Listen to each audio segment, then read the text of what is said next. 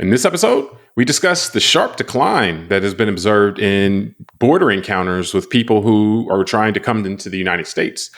We'll react to the banning of Twitter/X in Brazil and consider if dolphins are really evil, as suggested if you look at some social media platforms.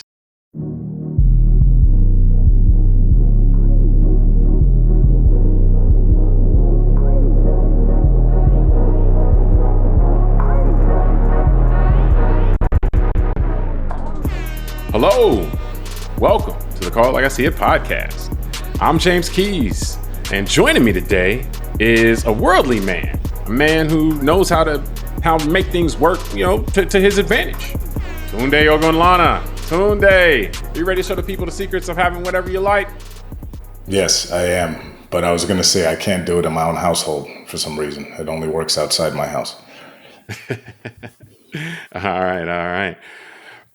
Now, before we get started, if you enjoy the show, I ask you to just hit subscribe, like the show on YouTube or your podcast app. Doing so really helps the show out. I'm recording this on September 3rd, 2024. And wanted to take a look at what's been happening at the border. Generally, border encounters are down significantly from what we've seen over the past, 3, 4, 5 years. And no one seems to really be talking about this. And, there isn't much discussion on why this may be. Have we found something, kind of a formula or something like that kind of can get this issue a little bit better under control? So, Tunde, just, on the first point, just to kind of get us started on that, like, what do you make of the sharp decline in encounters at the border that's been observed? No, I think it's good news. I think it generally not having a bunch of illegal immigrants pouring over the border, like we've been told, generally should be received well by the American people. And I think, it's very interesting that you started that way, because I think you're right. It's amazing how much hysteria was made about it, and rightfully so. In many instances, it was a huge spike in apprehensions at the border. I think between 2021 to last year, 2023, coming into this year. And so naturally, most nations would be concerned about that in their populations. And so I just you made me realize as you're winding up, the entry to the show today, so there was a lot of hand wringing about how bad it was, but now it's gotten better, and no one's talking about that in the media and in as much in politics anymore. So I didn't notice that until you said it, but it's interesting. Yeah. I generally think it's a good thing. Well, we'll get to the political part of it, but the sharp decline, the thing to me that's like, okay, well, my reaction to that is like, okay, well, what's happening here? Because a lot of times it's hard to kind of get the cause and effect as far as what's going on with that. Like, generally, we understand that, when things are really bad in certain parts of the world, Central South America, that these things increase because people are looking for a better life and so forth.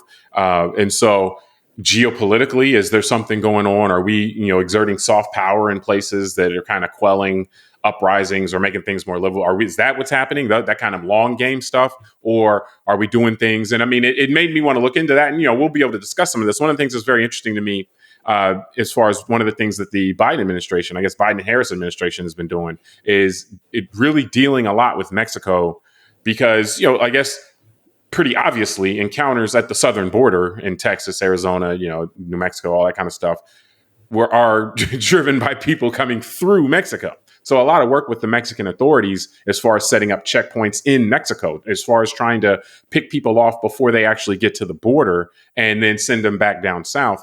And also, so that's one thing. That's more of a physical blockade. But obviously not one simplistic, like build a wall, but like actually strategic. And then the other piece would be the use of this app that, they publicize down in Central South America. Like, hey, if you do want to come here, get this app, make an appointment at a port of entry, and then show up at your appointment. Like, just showing up, you're going to be just sent back. So it seems like a very smart way. Like, people came up with a good way to deal with this. And yeah, I mean, it's in stark contrast to the way we've seen this issue be one to stoke emotion and fear. It's like these are pretty boring solutions if you kind of, if you get it, like nothing what I just said is emotionally satisfying. Like, yeah, really get it. Like none of that. It's like, oh yeah, some bookworm brainiac seemed to came up with these ideas and put them in place. And to see it working is like, okay, yeah, this is where you get into that idea. Like, well, maybe a lot of the stuff that the government does shouldn't be that exciting. Maybe a lot of that stuff should be boring. And the fact that we're looking for entertainment and emotional satisfaction out of government stuff, maybe we're looking in the wrong place for that. Maybe we're, kind of hustling backwards with that and kind of making our government not work as well because we're trying to put emotion all into it. Yeah, I mean, I guess it's a very well put, and I'll segue that into it. That then allows us to maybe ask, what are the motivations of those who are in our leadership in general? Because you're right. Well, Some yeah, people are different motivated parts by of leadership obviously behave differently when it comes to the issue. But yeah, I mean, I yeah. think that So everyone's some motivations, well, but they're not the same. So some people are correct. motivated by governing, right, and by Yeah, solving a problem, which appears to be what certain people must have done in the last 12 to 18 months, to get these numbers down, because I don't think people stopped wanting to come to the United States. So yeah. so clearly some people have been working, like you said, behind the scenes. They're not on TV every day, shaking their fists and all that, but they got stuff done, because the stats I'm seeing is that July had the lowest number of crossings since September of 2020 during the Trump administration. So we're back down to numbers last seen during Trump's time in office. And that's actually when it was very slow, because we were at the height of the pandemic in September of 2020, when a lot of things were shut down all over the world, including in South America. So But the just in the idea, point, we'll have something in the show notes talking about the point that it's significantly down actually from even January 2021. Like at the end of Trump administration, yeah, numbers are very much down from that. So, yeah. once So that that's kind what of I'm saying. COVID So thing, yeah. yeah, so someone's been governing, been working behind the scene, like you said, and dealing with other countries. Because again, if we think about this rationally, one would assume a country like Mexico, that's a sovereign nation, doesn't want a bunch of illegal migrants going through their country from Guatemala, Venezuela, and coming in to come to America, because that disrupts their country. So that's one side of it. But then I think the other side, the way you kind of posed your point, makes me realize, yeah, we've had some people in American government.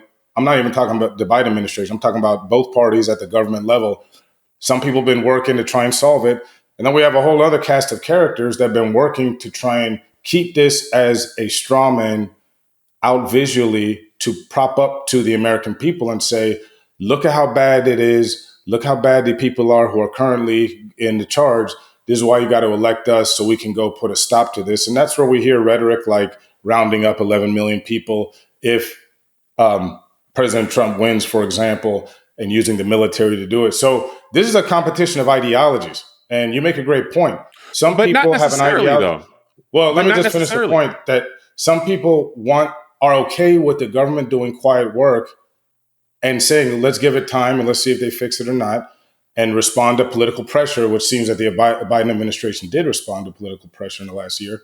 And others have a different ideology, and they want to use this topic of immigration to implement a different ideology in the United States, like using the military domestically, which could have all kind of Which is cascading consequences currently other than illegal, basically, is your point. Like correct. they want to change the way the law works, and you want to use this as a pretext to do Yeah. so. I mean, but I don't think we have to be coy about it. Like we've seen, for example, people in the Democratic Party, Biden, Harris, and then in the Congress that are that responded to political pressure. This is kind of the point of political pressure. Like if Yeah. people are uncomfortable or upset about something, you put pressure on the leadership, and then the leadership would respond to that. That's supposed to be responsive government. But they've been doing it. I think you can look at Senator Langford, the Republican, the guy who was a big part of. Remember, there was a bipartisan effort to deal with this. That got shot down, and that would be where you look at the other cast of characters, where it's like these people maybe see this as an issue, not of one to solve, but to either use to keep people riled up or make this, make people scared, make people whatever, or to expand power, within do things that they want to do anyway and say, oh, well, I mean, so like we see Trump blows up the bipartisan immigration deal, not even in the government. He's not even in the government, but he's able to exert pressure on members of his part of the Republican Party to blow up a deal that another member of the party helped put together, a very conservative member of the Republican Party. So it showed even a fissure there, where you got some members of the Republican Party in that instance that are trying to govern, trying to do the work of government and respond to political pressure being put on by the population. And then you have other members of the Republican Party that are like, no, we don't want you solving problems, or at least we don't want you solving problems if we're not there to then take advantage of it, or we don't want you solving the problem this way, that doesn't involve, hey, we need this so that we can start using using the American military on American soil, which again is not legal right now. So yeah, I mean, I don't think we need to be coy about it. Like it really is. It's an expression, but I mean, I think that to me, it's just, I'm actually happy, like I'm happy for the Biden and the Harris administration that they've been able to do a lot of this work, even after the bipartisan bill, the bipartisan kind of trying to legislate it was blown up. They still were able to use, think diplomacy and those type of things. And then technology, an app to still make things better. So, I mean, I'd look at that and I'm like, hey, that's kind of what we want from government, and again, like that's the thing that's crazy about it. That's because that's what some people want from government, I guess. Or a lot of people want from government, or what we should want from government. But yeah, it's not very emotionally satisfying. And so I always, when people try to make a lot of these issues very emotional, to me, that's always the issue or the question, like, okay, well, what purpose are they doing to try to make this emotional? But I do want to get to the next point. I know you had some thoughts on this, that you wanted to get out. But from a political standpoint, I know that, or we both know that while we haven't heard much about this, going now, and things have been going well, we are about to start hearing about it most likely, because this tends to be one of the things that when election time comes, we start hearing about caravans and we start hearing about all types of, southern border stuff. And we also know that it doesn't necessarily have to be true. It can be like we've seen archival footage from other countries be used to try to create this impression. So are you prepared for it? What do you think about kind of how this is going to play out over the next 2 months from a political angle, either because of the fact of the matter that border crossings are down, or notwithstanding the fact of the matter that border crossings are down? What do we got coming? I mean, look, I think we should be prepared for more fear mongering and the same stuff we've seen. I don't think that should be a surprise to anyone. You're right. I mean, look, we're here recording this on a Tuesday, and on this past Sunday's news shows, there was already a prominent senator from the Republican Party who said that there's caravans coming from all around the world this time. It's not just the South America. And I've heard countries like the Congo. I've heard cities like Mogadishu being used, and it's sad because, number one, I mean, I'd say this goes hand in hand. Number one, it tells you what these politicians think of their voters and their constituents, that they're just easy to manipulate, and unfortunately, the base foreign sounding names, and unfortunately, the base of the party, at least a certain percentage, do show them that they're right, and they keep kind of falling for these same things. Now, I think that, like many things in life, the shtick is getting old. So I don't think that the caravan fear this time around may have the same effect it had in prior election cycles. And here's why. I got into an argument with a good friend of mine who's, he's older than us, but a close friend of mine in January during the time of this bill, when former President Trump inserted himself into the congressional debates and basically, told the Republican Party to kill the bill because he wanted to keep it as an election issue. And I remember telling my friend that I think it's going to backfire on Republicans. And we got a little animated with each other for the rare time. And we were arguing about it. And the reason I said it was, I said, because, in another world, Donald Trump could have told the Republican Congress, all right, do this, because when things get better on the board and closer to the election, we can take credit. We can show that we led on this issue, and we can show the American people that that's why they need us, because we led on this issue. We forced the administration to kind of come to heel, and now you got to elect us because we're going to finish the job that way. And instead, it's played out the way I anticipated, which is it appears that this was all just gumming up the works on purpose. The bill was a good piece of legislation that, like you said at the beginning, everybody knows a very conservative Republican was the one that led it and got Democrats to a place where they otherwise wouldn't have gotten because they were under political pressure. And I told my friend, this was a funny thing. I said, there's a way it got him to see at least my point. I said, this will be like if we had some big issue with the healthcare system, for, bigger than we do already. And I said, and imagine if the Republicans finally came around to universal healthcare and single payer system. And we're like, all right, guys, you got us. We understand. We get the political pressure. And then the Democrats were like, oh, now you want to have universal health care? Oh no, we're gonna blow that up. We can't do this now. Do it because so and so is in office or whatever. Yeah. And I'm just saying, like, because we're in a democracy and there's transparency, people can see that, and they can see that as a political stunt. And I think that's to me what's fascinating watching this play out is in this short window that Kamala Harris has taken the nomination, and I guess her style in how she fights politically. It's almost like she's usurped this immigration thing from Trump and the Republicans in many respects. And it's no longer the type of wedge issue that it was just 6-7 months ago. I just find that fascinating. I can't explain it. Well, no, it's a good analogy. It's a good analogy as far as because the Democratic voters, people who were really in favor of the single payer, type of healthcare would be livid if the Democratic Party killed the idea to have one. In a way that otherwise they would, or in a way that they would think was acceptable. And so, but it really, it's a bet. And this goes to, like the point you made earlier about how this expresses how, leadership in a party, what they think of their constituents, because essentially the bet there is like, hey, kill this because we want to keep this as something, that we can talk about. We don't want to solve this problem is what that's saying. Hey, we don't want to solve this problem right now. We want to keep this as an issue that we can use to drive wedges or to make people afraid. What that's saying as far as what this, Donald Trump and whoever else in leadership in the Republican Party that was behind wanting to kill this relative to the people in the Republican Party that put together, with the Democrats, the bipartisan bill.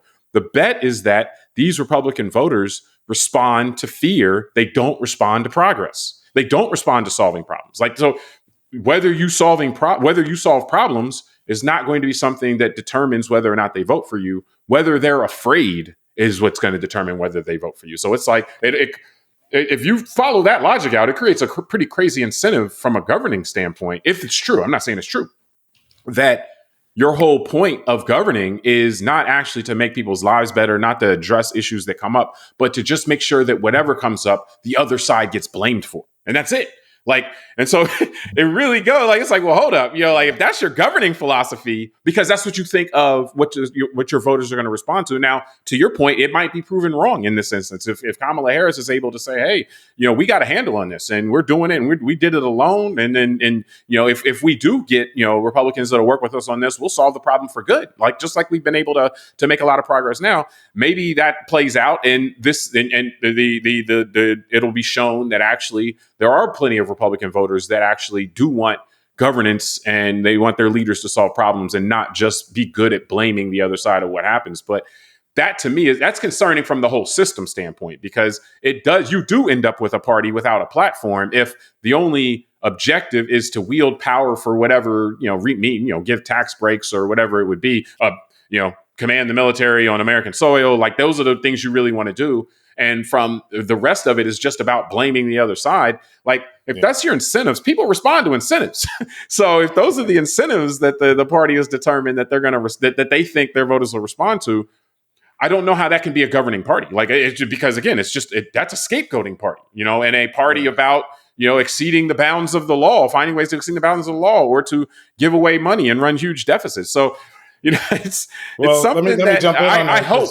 Well, just let me say this. I hope, from just a American standpoint, that it's proven that the fee or the progress incentive, the governance incentive, still holds weight in the Republican Party. I hope that the people who decided to kill the immigration bill are not rewarded, because if that incentive is proven to be true, then we got trouble.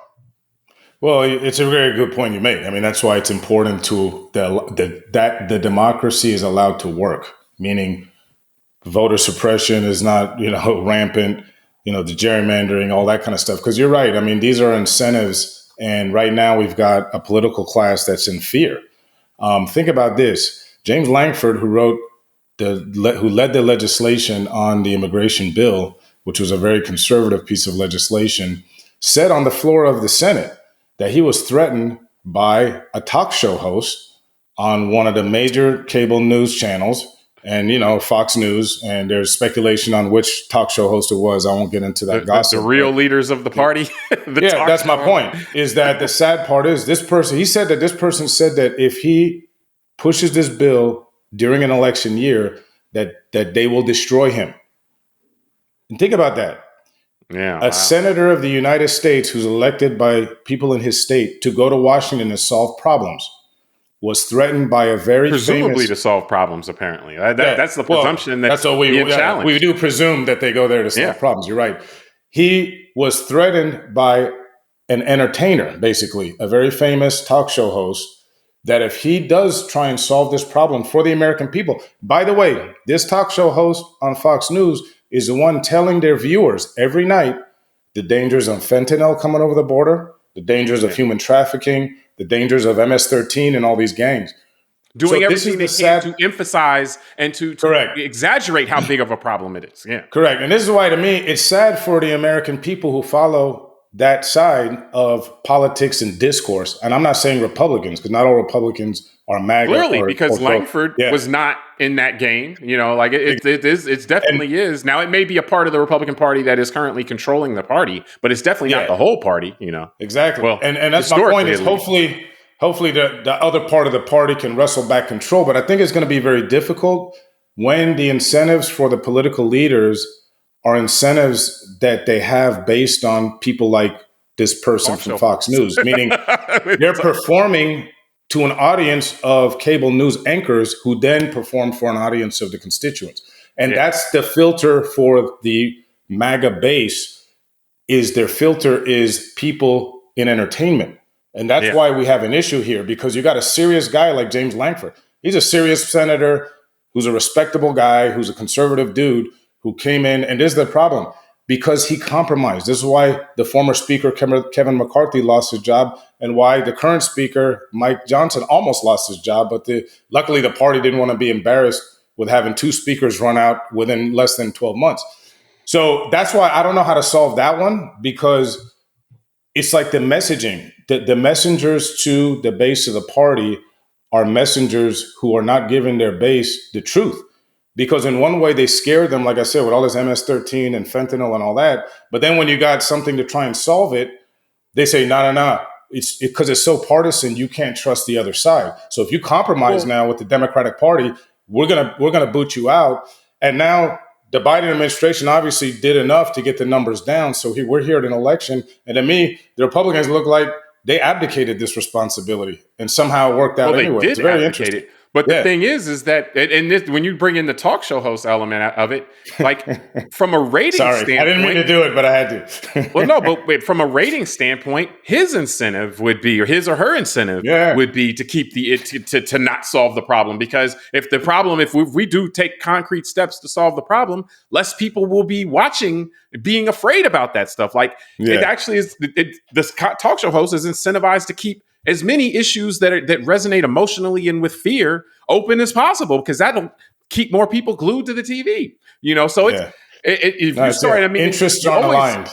You always got to look at incentives when you're talking about people, because ultimately people oftentimes aren't that complicated. You look at the incentives that are in place, and then you can oftentimes predict the behavior that's going to happen. So as long as the incentives are out there, misaligned like that, then again, it's going to have to be the voters that steady that ship. And like I said, we hope that the incentives, as the cynical way that it's been aligned right now, the bet against solving the problem of immigration, or trying to at least, we hope that bet loses, just from a standpoint of a functioning government. So government officials can be incentivized to have a functioning government, which again is almost like you would hope to presume that, but. I don't want to, or I do want to keep us moving, though. Well, one last thing. I just want to get back to just finishing the thought on the caravans, because I just want to say this for the audience, because I actually did some research.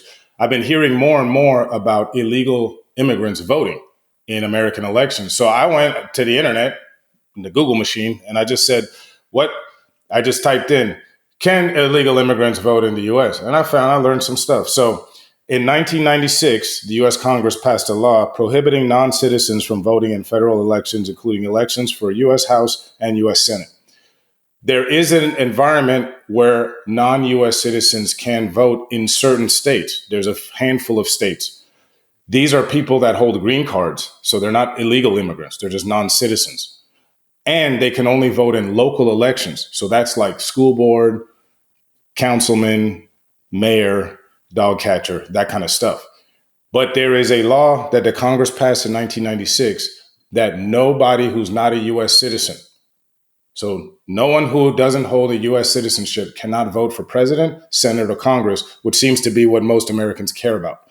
And so my concern is, even though that's a fact, it's still going to be twisted and distorted. And millions of Americans won't believe that fact, just like they don't believe that no one's trying to push Sharia law, just like they believed in birtherism, just like they believe in the big lie. So again, we're just going like back people believe that the earth is flat. Yeah, well, that one's not as dangerous to our society yet because not so many people believe it. But the others are threatening our democracy, these other lies. And I think it goes back to, like we said, the messengers who have been so dishonest with certain swaths of the American public. And, Well, I don't know hate what we that do you with went there because I got a lot more on that issue. Because as you know, I think that's a segue is actually next discussion. Well, yeah, I was gonna say that's a discussion for another, maybe in a week or two. Yeah. But because I personally believe that that's missing the point. Like the reason you're hearing the talk of illegal immigrants voting is in preparation to try to, if or when the Republicans Trump loses the race for presidency, it will be to that's a pretext to say illegal immigrants are voting in advance. They're trying to say that now as a pure pretext to say that we can't trust the voting results. That's it. It's only a pretext to try to overturn the election. And they're laying the groundwork now. You know this because they're not trying to prove it. They're not trying to prove. And when they tried to prove it, obviously in 2020, they couldn't prove it. They're not trying to prove it. They're just trying to put that seed in so that they can say when the election doesn't go their way, that this is why it didn't go their way. And so what we're seeing now is only a setup. And I mean, I'm an attorney, so I kind of look at these things from a chess move standpoint. And so it's a pretext to try to, disavow the election results in advance. And this will be, if Kamala Harris wins the Electoral College, you heard it here. What's going to happen is that they're going to say that they're going to try to flip all these states to say that, it was the difference was because of illegal immigrants. They won't try to prove it, or if they try to prove it, they'll lose, but they won't try to prove it to the same degree as they'll just try to make everybody believe it and then create enough pressure to have the Supreme Court overturn it or something like that. So, who needs to be careful? What's that? Who needs to be careful? J.D. Vance. J.D. Vance. Because last time this all happened, Trump tried to get his vice president hung. So I'm just, for sure. I think J.D. Vance better watch out. Yeah, for sure. So those vice presidents. Let's wrap up topic one for today. We appreciate everybody for joining us. Join us on. We'll have two more topics coming up today, so please check those out as well.